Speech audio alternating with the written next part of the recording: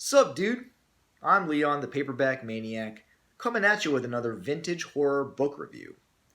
Today, we are taking a look at Abomination by Michael C. Norton. This book was published by Leisure in 1987.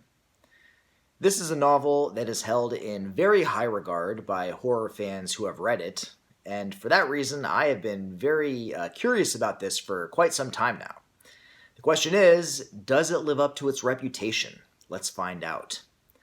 I will begin by reading the synopsis from the back cover. They were just kids, playing in the graveyard among the rotting bones of the dead. They were just kids, playing new and explosive games, indulging in forbidden practices, exciting each other, and something else, something evil. They were just kids, but their play had awakened a dark, malevolent force that would stalk them by day and haunt their dreams at night. For it was an insatiable thing that fed on flesh and spirit, an elusive creature that could take many forms. They were just kids when they entered the graveyard, but when they left, they were more, much more. They had loosed a fearsome thing on the earth, an abomination.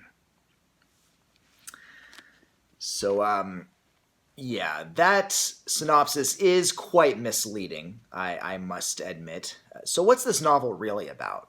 Well, first of all, this book does have a slight mark against it right from the outset. When it is written in first person, which is quite rare, actually, for books of this era. They're almost never written in first person. I personally prefer third person narration.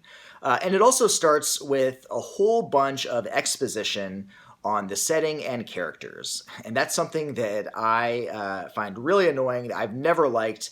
Going back to like when I was a kid in fourth grade reading Stephen King for the first time, even back then, I was just kind of like thinking, why are you giving me all this information like on the very first page? Like, why don't you start with something that's going to actually hook me, start with a compelling scene? But in this book, we are first introduced to the setting of the narrator, which is Green River, Michigan. This novel opens with the narrator kind of recounting post-war Michigan following World War II. The narrator is one Steve Dalton. He was born in 1947, and he sort of sets the scene by telling us what it's like sort of like in the mid-50s when he was a young child. And this book is very, very nostalgic for that time period. Like Stephen King, we get descriptions of what it's like, going to Walgreens to get a chocolate shake, escaping those muggy Midwestern summers in the, gas stations where there's AC.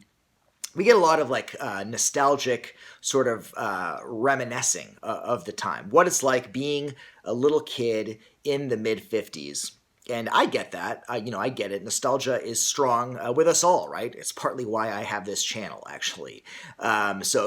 We get some fun childhood memories, like witnessing your older brother beating off in the bathroom to one of Dad's girly magazines, and climaxing in front of Mother, who just happens to be passing by, extremely religious Mother, who then goes about irately beating older brother and saying how disgusting he is.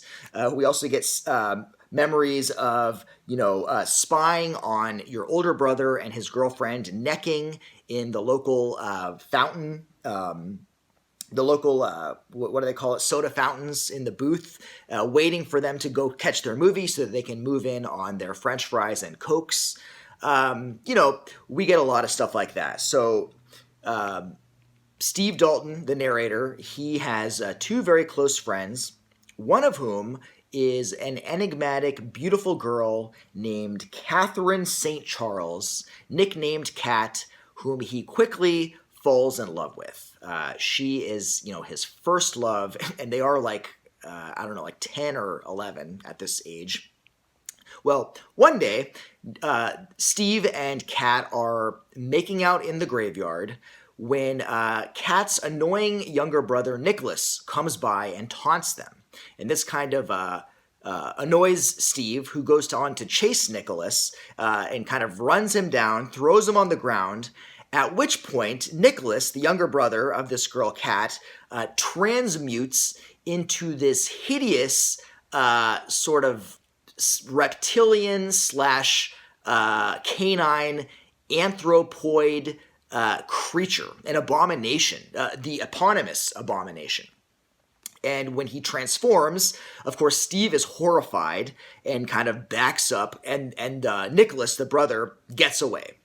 And then Kat comes by and says, "Oh my God, you know the secret. You've seen my brother. You've seen what he really is. I can never see you again." And then she vows to, never speak with the narrator, Steve, again. So then we kind of flash forward through large tracts of Steve's life. This book basically covers the guy's entire life. We go from the 50s into the 60s. Steve is in high school now, and he has formed this very hip blues rock band that's very novel for the time. And, there are new friends, new girls, but he never forgets Kat, this girl who is his first love and his true love, but who refuses to have anything to do with him because he knows the family secret of her brother. And Steve, he goes off to college. He becomes a lit major. It's very clear in this book that the character of Steve is basically a stand-in for Michael C. Norton. He eventually becomes a mid-list writer, big surprise, and all the while, he never forgets Kat, and he never forgets her hideous mutant abomination of a brother, Nicholas. And Nicholas haunts his dreams. And Nicholas, it is very clear, hates Steve because Steve knows who he really is. He knows his true nature, and he vows to kill Steve. Why he doesn't do it, I don't know. Because he does go after Steve's parents, both his mother and his father. And he goes after people that are close to Steve, but he doesn't quite go after Steve for a long, long time. Maybe just to torment him. So we go through the 60s, and then we go through the 70s. We get a lot of just aspects of Steve's life growing up. This novel definitely feels like a roman à clef or bildungsroman. There's actually very, very little horror in this book. Eventually, though, when we finally catch up to the current day of 1985, Steve gets a letter inviting him to his 20-year high school reunion back in Green River, Michigan. Now, I feel like a lot of horror fans who cite this as a great horror novel, I feel like they're thinking about this high school reunion when they talk about this as a strong horror novel. Now, that's the high school reunion does, and that is at the end of the book. This is where the novel does a complete about-face, and really, like in the last 50 or even 30 pages, kind of turns into this insane, balls-to-the-wall, hyper-gory horror, the kind of stuff that Leisure was wont to give us. Basically, it becomes a bloodbath. We get scenes where, the Abomination puts his scaly reptilian arm down a character's throat, rips out the character's heart through the esophagus, and then forces another character to eat it. That's the kind of stuff we get seemingly out of nowhere, right? Because this novel, for large portions, pages and pages, absolutely no horror going on, and then out of nowhere, we get this bloodbath during the high school reunion. Now, I'm not complaining. I think it is done fairly well. I do wish that there was, a little more of that visceral type horror throughout the entire book and not just at the end. But yeah, we do get it at the end, and I feel like that might stick in some people's memories when they talk about this book. But really, other than that, not a whole lot of horror going on here. This is definitely feels like sort of an autobiographical novel. Like I said, I think the character of Steve, the narrator, definitely a stand-in for Michael C. Norton. This guy, it's just kind of his way of talking about his childhood, the era in which he grew up, starting when he's very young in the 50s and then the 60s and the 70s. I mean, there's, like in college, the guy kind of becomes a political activist. He gets enlisted by one of his poli-sci professors to like join a campaign to reelect JFK. Talks, of course, about JFK's assassination in 1963 and what, because that was a huge event for anyone, or for all the baby boomers. But, so it's very much sort of like just documenting, a life. And, what they say, that everyone can write at least one novel. Everyone has one novel in them. Well, I feel like Michael C. Norton sort of took that adage to heart and just kind of thinly veiled, his own life experiences. And I guess you can say that is... it's a compliment in that it does feel authentic. I do feel like the stuff he's talking about did actually happen. But then he sprinkles in a little horror here and there. I don't know, maybe to sell the book. I mean, this is the cynical side of me thinking, okay, 1987, horror is hot. Maybe Michael C. Norton maybe he even had drafts of this book and tried to sell it, and wasn't able to sell it, but could sell it as a horror novel by adding in these things. Because I swear, when you read this book, I mean, for me at least, the horror definitely seemed a little out of place at times. Like it was kind of shoehorned in there as a way to sort of make the book marketable. So it seems like he just kind of added in some horror, and because of that, have these really weird tonal shifts, especially at the end, to sell the book, when really this is sort of like a Thomas Wolfe like roman à clef about a person's coming of age and a young man's life, really. But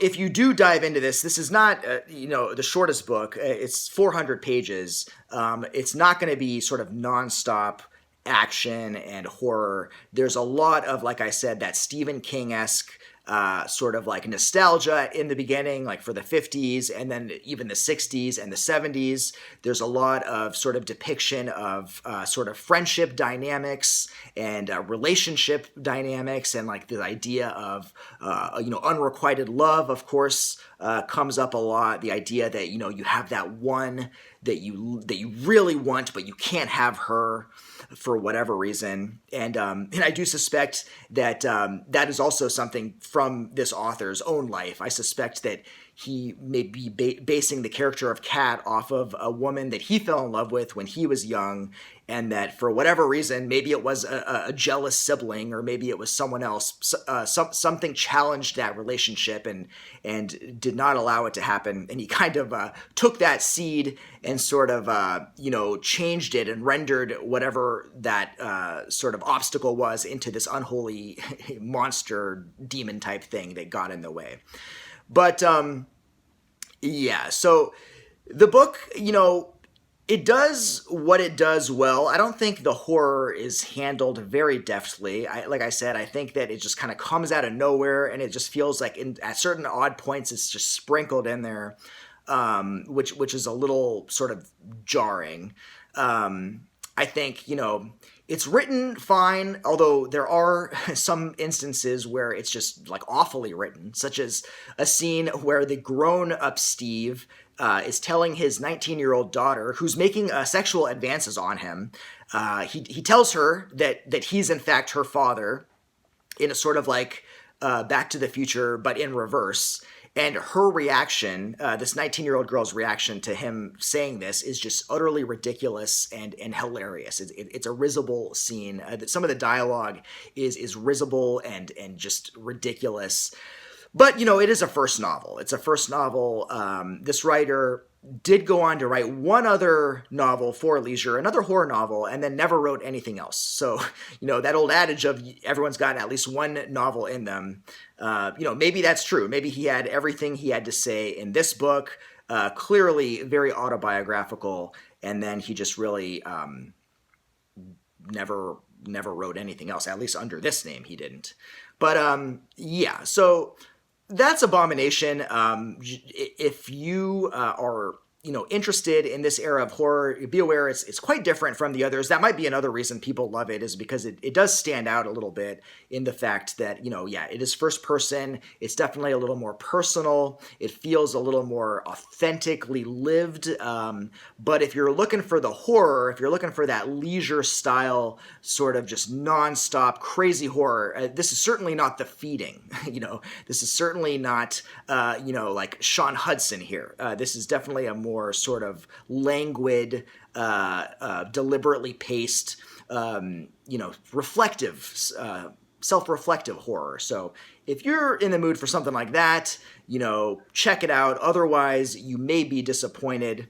Yeah, but that is Abomination by Michael C. Norton. I liked it. I didn't love it. I thought it was a little slow. It was kind of a slog at times. I just, I don't see why, and I get it's a first novel, but to just like document every single month of a character's life and every like few years of a character's life, I think is unnecessary. I felt like at times it felt like I was reading Thomas Wolfe's Look Homeward Angel, but with less florid writing, and it gave me flashbacks to that. But not exactly what I'm looking for when I pick up a horror novel.